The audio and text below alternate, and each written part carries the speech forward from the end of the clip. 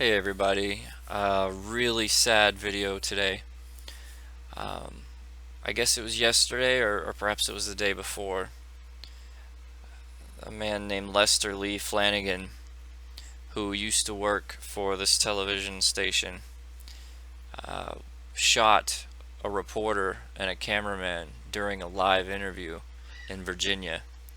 Um, it was really terrible. The video footage is really graphic. Well, this is our community, and we want to come together. We want to share information that can help us grow and develop to provide a better experience. We're saying tourism. We want the people that come here to say that was...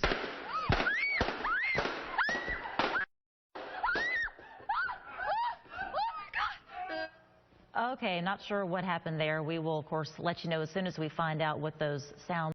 Yeah, so they looked at his Twitter page, and apparently he was born in 1973 in Oakland, California, to Vester and Betty Flanagan, and he was raised as a strict Jehovah's Witness, which is really scary. Says here his life seems stable. His mother was a teacher for 37 years.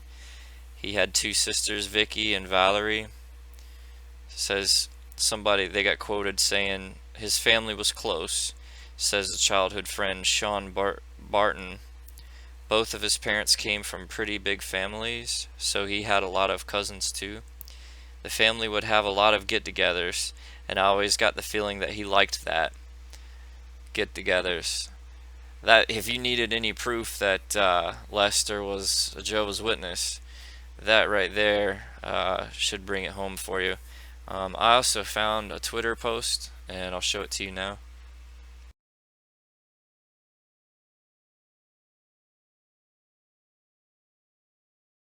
There you see him posting about how he wasn't supposed to celebrate birthdays as a kid, but apparently his mom was a little loose on that whole doctrine. It's just really scary and it's really sad. It's a very terrible situation. The question is, were these atrocities related in any way to him being raised a Jehovah's Witness? Did it have a factor in what he did? The quick answer, I would say yes and no. In my opinion, ex-Jehovah's Witnesses and people who are still in the organization need help. They are raised in a way that puts them under a lot more stress and anxiety than most other people. At least most other people who are not in a similar cultish environment. I don't know if he was ever baptized. I haven't been able to find any info on that yet. So it's difficult to say whether or not he was disfellowshipped and that was part of, his anxiety.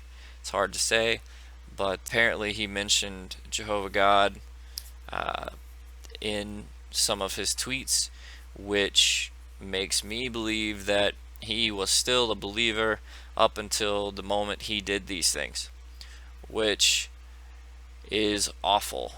And it goes to show that Jehovah's Witnesses are not immune to these kind of people. Terrible, murderous monsters can live within the organization and still believe in the God Jehovah. I really hope that the media does not let this detail slip by, the fact that he was raised Jehovah's Witness, because there are a lot of witnesses and ex-Jehovah's Witnesses who are crying for help, who need attention, they need help.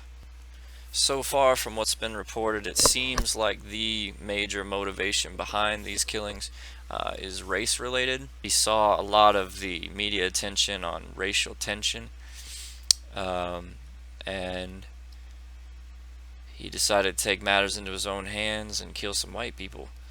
But I don't think his upbringing is completely unrelated. I think that it's important. It's a struggle. Every member has their own war story, and I hope that this is sort of an eye-opening experience for, say, people who are newly studying to be a witness, to go, well, maybe I should look deeper into these people and what they believe and what they do to their members. My deepest condolences go out to the friends and family who were affected by this tragedy. Hopefully we can start analyzing people and getting help to those who really need it before too many more of these cases happen. Thanks for watching, guys. Faithful Slave, I'm out.